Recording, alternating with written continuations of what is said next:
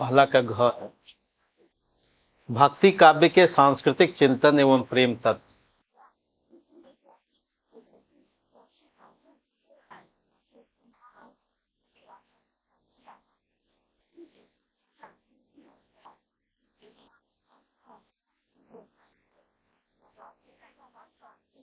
भक्ति काव्य के सांस्कृतिक चिंतन एवं प्रेम तत्व। और जतिन जी, आप इसी में पूछ रहे थे, यही पूछ रहे थे। इसमें था ये भक्ति काव्य, इन्हीं पर बात करनी। भक्ति काव्य को डिफाइन करना था। नहीं, एक प्रशासक कैसे लिखेगा? एक प्रशासक लिखेगा और एक हिंदी एमए का विद्यार्थी, दोनों दो तरीके का लिखेगा। नहीं, आपको तो एकदम एक एक चीज ट्रांसपेरेंसी के साथ लिखनी है। अगर एमए का एग्जाम होता तो सब आप मिक्स कर सकते थे और तब भी आप वहां पर, लेकिन यहाँ पर तो एक एक अंक का मामला है। तो भक्ति काव्य किस लिए जाना जाए, बताइए? भक्ति काव्य किस लिए जाना जाए? हम भक्ति के लिए, बात सही है। और ठीक है। और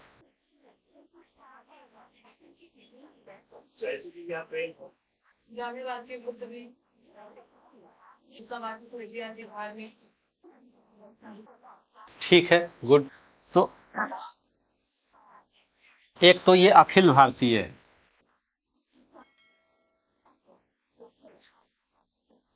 एक सांस्कृतिक आंदोलन ऑल इंडिया लेवल पर है, ये तो आप जानते ही। भक्ति आंदोलन केवल नॉर्थ इंडिया का नहीं, ऑल इंडिया लेवल पर है।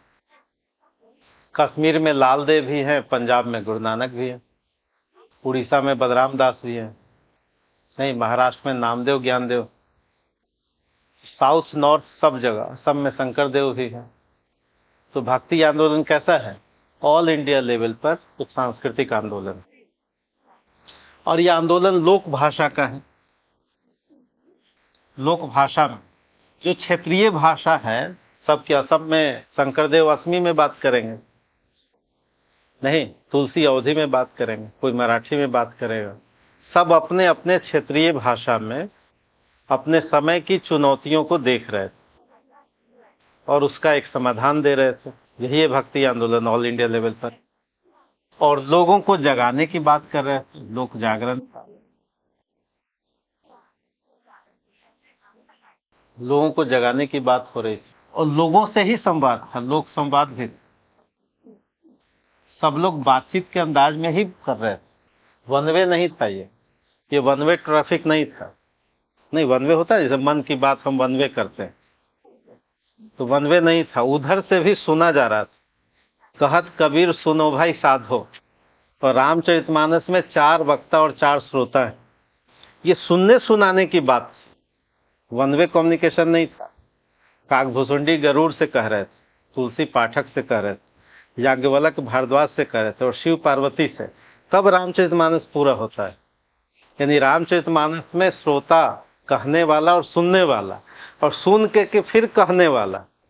ऐसे नागमती में भी संवाद है, उद्धव गोपी तो पूरा संवाद, उद्धव गोपी यानी पूरा का पूरा डायलॉग। और जानते हैं कि डायलॉग, संसदीय विमर्श आज भी किसी समस्या का समाधान का बेस्ट सॉल्यूशन है। भाई डायलॉग हो, उस पर बातचीत हो। तो पूरा भक्ति आंदोलन किस पर है? लोक संवाद, लोक जागरण और लोक भाषा में। और इसका समय आप जान रहे हैं कि 14वीं से 17वीं सदी का समय आपके लिए। तो आप चार्ट भी बना सकते हैं, निर्गुण सगुण आपको याद है, तो बताने की आवश्यकता नहीं रहती। कृष्ण काव्य और राम काव्य, संत काव्य और सूफी काव्य। और उस समय की मुख्य चुनौती थी सामंतवाद, सामंती मानसिकता का विरोध।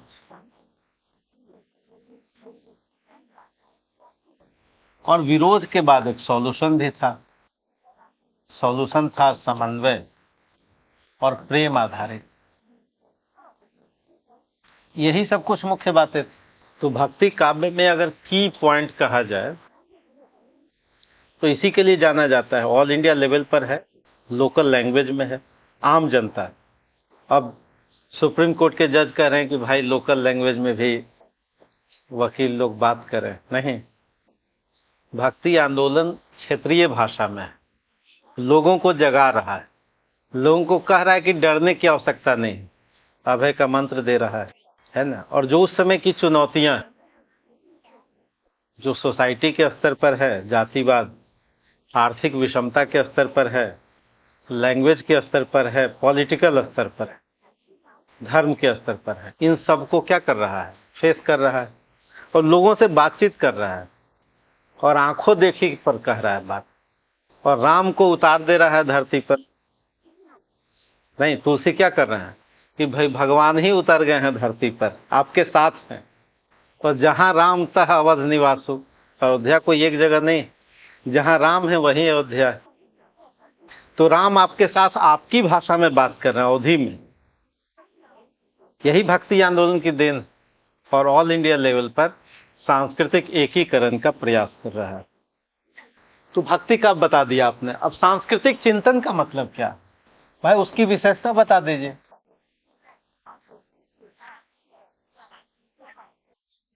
उसका थॉट्स है क्या, जो उसकी देन है, जो उसका मूल थीम है, इन सब बातों को आपको 20 से 30 शब्द में लिखना है। कुछ छूट सकता है, चार्ट बना दीजिए। अब भक्ति का अब आपने डिफाइन किया, ठीक है। आप ये सोचिए कि हमको परीक्षक से अंक लेना है, कूड़ा मत दीजिए उनको, परोसिए मत कूड़ा। काम की बात, आपके कंसेप्ट को, आपकी जानकारी को रिकॉग्नाइज कर लें तो फिर वो अंक देंगे। और जैसे ही आपके लैंग्वेज से लगा कि नहीं जी, तो औसत जानकारी, कहीं से उधार लिया हुआ पोथी वाला ज्ञान नहीं, भक्ति काव्य आपके जेहन में समाहित हो, आपको आपके चिंतन में उतर जाना चाहिए, रटना नहीं है। रटेंगे तो फिर क्या होगा कि आप कई सारा पैच लगाएंगे जो कहीं पता नहीं चलेगा, आपको नहीं पता चलेगा, परीक्षक को पता चल जाता है कि कहीं कुछ लिख रहा है फिर कहीं कुछ लिख रहा है, मतलब एक ऑर्डर नहीं पता चलता है, ठीक है। आपको उस स्तर पर नहीं पता चलेगा, लेकिन जब ऊपर से आप देखिएगा तो पता चल जाता है कि पैच है कहीं कहीं अलग अलग, तो उसमें समझ जाता है व्यक्ति कि ये कुछ रट लिया है, कुछ थीम को क्या कर लिया, रट लिया। एक तो ये हुआ। दूसरा, अब इसके पीछे सांस्कृतिक चिंतन, अब सेकंड पैराग्राफ क्या था, सांस्कृतिक चिंतन। तो सांस्कृतिक चिंतन का मतलब है जो उसका थॉट प्रोसेस है। तो सबसे पहला जो भक्ति एक केंद्रीय विचार है, यही केंद्रीय थीम है इसका, सब जगह। भक्ति आंदोलन की विशेषता क्या है, सबसे केंद्र में भक्ति, यही केंद्रीय थीम है। और निर्गुण सगुण में कोई अंतर विरोध नहीं, किसी के पास कोई अंतर विरोध नहीं। और ये भक्ति क्या कर रही है, भक्ति अभय निर्भय बना रही है, भगवान को जोड़ रही है। भगवान और भक्त सीधा रिलेशन है, प्रत्यक्ष संबंध, यही डेवलप हो रहा है। कहीं बीच में कुछ भी नहीं है, क्योंकि बीच में होता है तभी तो शोषण होता है। अब डीएम साहब और जनता के बीच में डायरेक्ट डायलॉग हो, बीच में क्या आ जाते हैं, तो यहां वो सब समाप्त कर दिया गया। न भाषा का, न दर्शन का, न व्यक्ति का, न धर्म का, किसी तरह का बिचौलिया नहीं, सीधा डायरेक्ट संबंध। भगवान और केवट के बीच में बातचीत है, सबरी के बीच में बातचीत है, तो कोई नहीं है, कोई है कराने वाला कि चलो हम तुमको मोक्ष दिला देंगे, नहीं। अभी हाथरस में 150 लोग मर गए, तो बीच में कोई था, जनता और भगवान के बीच में कोई था, तो घटना दुर्घटना होती रहती। नहीं, मतलब समझाने के लिए कह रहे हैं, जब जरूरत होगी प्रासंगिकता में सवाल जब कहेगा तो उल्लेख भी करेंगे। अगर कहें रेलिवेंसी क्या है भक्ति आंदोलन की, अगर ये सवाल हो तो उल्लेख जरूर करेंगे, करंट घटनाओं का भी करेंगे, लेकिन यहाँ डिमांड नहीं, ठीक। इसका मतलब है, अभी देखिए हज में कितने सारे लोग मक्का मदीना गए और वहीं पर उनको क्या मिल गया, जन्नत नहीं, तो क्या मिल गया जन्नत, पर हाथरस में मिल गया। और कबीर कब चीख रहे थे कि दुनिया ऐसी बावड़ी पाथर पूजन जाए, नहीं, बुनियादी विवेक था। और बुनियादी विवेक से उनको समझ था, सबको समझ है, किसको समझ नहीं है कि भाई कुछ मोक्ष नहीं मिलने वाला है। तो भय और भ्रम, तो भक्ति काल क्या कर रहा था? भय भी दूर कर अभय दे रहा था, डरना नहीं है, यही तो कह रहा था। राम को अगर आपके घर भेज दिया जाए तो आपको डरने की जरूरत क्या है? राम नहीं, सरल स्वभाव छुअच्छल नहीं, ये कहा तुलसीदास ने। राम ऐसे सरल हैं और जनता के बीच हैं साफ साफ, और जनता को कह रहे हैं कि भाई अगर हमसे भी गलती हो जाए तो आप कहिए हमको। नहीं, राम राज्य की तो यही अवधारणा है, जनता कहे, जनता प्रश्न करे। तो भक्ति केंद्रीय तत्व। दूसरा क्या है? समन्वय की बात, सबको मिला करके ले चलना है, कहीं अंतर विरोध नहीं। लोक संस्कृति,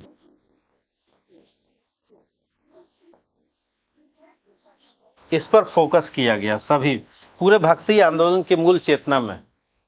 लोक जीवन को, लोक प्रकृति को, लोक प्रॉब्लम को, ये लोक संस्कृति क्या है? जितनी समस्याएं सब लोक जीवन, लोक अनुभव, लोक जीवन, सब रीति रिवाज, सब कुछ उठाया गया, जनता की ही तो बात की गई। और चौथी बात, उस समय की जड़ता का विरोध, जो उस समय ठहराव है, जो सामंती जड़ता है, हम लोग समझेंगे सामंतवाद अपने लैंग्वेज में, अपनी फिलॉसफी में कैसे है और कैसे भक्ति आंदोलन विरोध कर रहा है। और इस विरोध के बाद फिर सॉल्यूशन भी, मानवतावादी समाधान भी, और प्रेम। ये मनुष्य मनुष्य के बीच प्रेम की बात हो रही, मनुष्य मनुष्य के बीच, ईश्वर मनुष्य के, जगत से, प्रकृति से प्रेम की बात हो रही। और लोक भाषा में तो ये इसका सांस्कृतिक प्रदेश, सांस्कृतिक चिंतन, यही 5-6 बात लिखनी थी। भक्ति काल ने यही दिया, यही इनका सांस्कृतिक थीम है। एक आध जगह कोई उदाहरण देते है ना, किसी पर, सब पे उदाहरण देने की आवश्यकता नहीं है, लेकिन परीक्षक को बिल्कुल साफ साफ दिखे कॉपी में, उसको खोजना न पड़े कि भाई आपकी कॉपी में वो ढूंढ रहा है कि लोग लिखा है कि नहीं, प्रेम लिखा है कि नहीं, है ना। तो पॉइंट फॉर्म में लिखिए तो अच्छी बात है, वो लिख लीजिए। अब रह गया कि इसमें एक और क्या जुड़ा हुआ था? प्रेम की बात, है ना। तो उस पर करीब 40 शब्द, इतना समझ गए बच्चे? आप लोग क्या कर रहे हैं, जैसे क्वेश्चन में जो उदाहरण दे रहे हैं, उदाहरण ऐसा चुन रहे हैं सब लोग जो परीक्षक को बहुत बुरा लगेगा। नहीं, सब लोगों ने उदाहरण वैसा ही दिया है। कौन सा उदाहरण? क्यों प्रिय है पता नहीं, जो तू बाभन बभने जाए। इतना गलत है ये ब्लंडर। आपने भी वही दिया नहीं? कॉपी देखने वाला कौन है बताइए? ज्यादा प्रोबेबिलिटी किसकी है? आप कितना ब्लंडर कर रहे हैं, मतलब सेल्फ सुसाइडल कर रहे हैं। आपके पास बहुत उदाहरण, उदाहरणों की कमी है क्या? आप कितना उपनिषद में लिखा गया कि भाई सत्य भी अप्रिय मत बोलो, और आप वही बोल रहे हैं और चाह रहे हैं कि अंक मिल जाए। टोटल बच्चा, ये नहीं कि एक, सब के सब। लेकिन ये तो कॉमन विवेक है नहीं? मैं पढ़ने से, आप सब ग्रेजुएट हैं, ये तो बुनियादी बात है। आपके पास उदाहरण की कमी, जाति पाति पूछे नहीं कोई, आसान सा है। हरि को भजे सो हरि का होए। किसी के कास्ट पर अटैक करना, कबीर ने कभी कहा था नहीं, आप लिख रहे हैं सीधे मतलब मैं इसको कहते हैं सेल्फ सोच, अपने पैर पर कुल्हाड़ी मारना। आपके पास उदाहरणों की कोई कमी नहीं, लेकिन आप ऐसा उदाहरण दे रहे हैं जो किसी को बुरा लगता है ना। तो इससे बचिए, आपके पास उदाहरण है, आपका उद्देश्य अंक लेना है। इसी को हम कहते हैं कि बेसिक विवेक, बेसिक तर्क खुद समझ में आना चाहिए। हम क्या लिख रहे हैं और क्यों लिख रहे हैं, पर जरूरत क्या है लिखने की? हमको तो वही लिखना है। इसलिए कई बार हम देखते हैं भाई ये तो कबीर निरक्षर थे तो कैसे समझ जा रहे, तो बेसिक बात है। नहीं, फिर क्या लिखेंगे सब लोग? पंडों और मुल्लों। अरे ये कौन सी भाषा है? पंडों और मुल्लों का विरोध किया, कॉपी में ऐसे लिख रहे हैं आप? ये कौन सा शब्द चयन? कहीं से भी, कहीं से भी एक्सेप्टेबल है? सर वो उनकी पुस्तकें थी, वो भी लिखा था तो उस हिसाब से जो मतलब नहीं आप नहीं, सब सब हाँ मतलब सभी विद्यार्थी, सभी विद्यार्थी यही हम। हाँ बताइए संजय जी। हाँ भाई, सामंती व्यवस्था के ही तो लक्षण है। आप ब्राह्मणवाद शब्द इस्तेमाल कर सकते हैं, सामंतवाद है ही आपके लिए शब्द, शास्त्रवाद शब्द है ही। कितने अच्छे अच्छे शब्द हैं। नहीं, इसी का विरोध हो रहा है ना। कबीर ने कब कर दिया विरोध बताइए? कहीं पढ़ा है लिखा हुआ पंडों, कबीर की भाषा में? कहीं नहीं, वो तो आपकी भाषा है वो। कबीर आपने इतना 200 पद पढ़ा, कहीं लिखा है कबीर ने? बताइए। एक उदाहरण केवल वही है बस। और पंडो मुल्लो ये तो कहीं नहीं लिखा है कबीर ने। तो कम से कम शब्द चयन से बचना चाहिए कि कौन सा हम शब्द क्या कर रहे हैं, प्रयोग कर रहे हैं, तो इसको देखना है। चलिए ये नहीं लिखना है, आपके पास बहुत सुधारण। अब रह गया प्रेम तत्व। भक्ति आंदोलन का जो प्रेम है वो साध्य है, अंतिम लक्ष्य है, और यही साधन भी है। यानी कहिए भक्ति का पर्याय, भक्ति का सब्स्टिट्यूट है। भक्ति आंदोलन का जो प्रेम शब्द है वो क्या है? स्वयं भक्ति का ही सब्स्टिट्यूट। और वो साधन और साध्य पाना भी प्रेम से ही है, और अंतिम लक्ष्य भी प्रेम ही है। और ये प्रेम किससे? लोक जीवन से, मनुष्य से, चराचर से, प्रकृति से, समस्या से।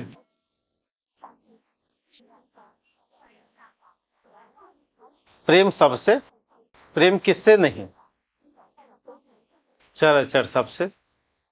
एक व्यापक अवधारणा जो हमारे वसुधैव कुटुंबकम की अवधारणा है। भगवान से, हाँ समस्या से तभी तो समाधान होगा। भगवान से भी, सबसे है प्रेम।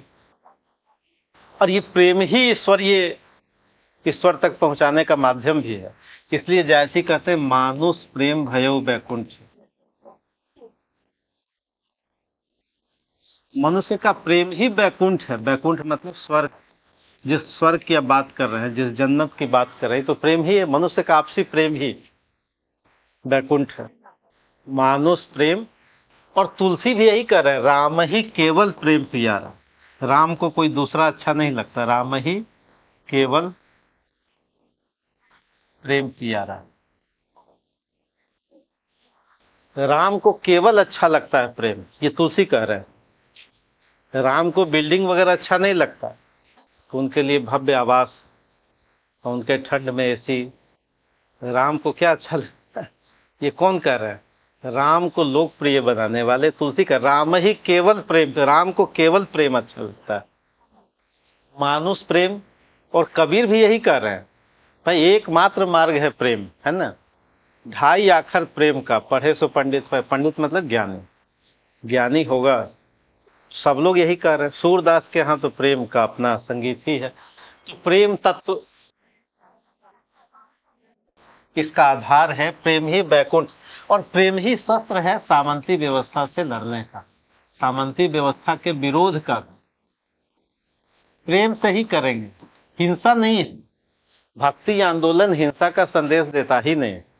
एक डायलॉग करता है, भाई उद्धव जी अपनी लकीर खींच रहे हैं और गोपियां अपनी लकीर खींच रही हैं। अपनी लकीर बड़ी कर दीजिए। गोपियों के पास तर्क है, उद्धव जी का तर्क निरुत्तर हो जाता है प्रेम के ही धरातल पर। उद्धव जी प्रेम को मानते ही नहीं, ज्ञान मार्ग के पोषक। अब इससे एक दो लाइन जोड़िए। आज उत्तर आधुनिक समाज में प्रेम का जो ये भाव है वो क्या होता जा रहा है? शुष्क होता जा रहा है। तो हो गया, इतना ही लिखना था, एक आध उदाहरण देना था। आपने दिया भी। मानुष प्रेम वैकुंठ तक कौन ले जाए, अगर है भी तो प्रेम के ही रास्ते। हाँ पूछिए। निष्कर्ष निकालिए। आज से जोड़ेंगे।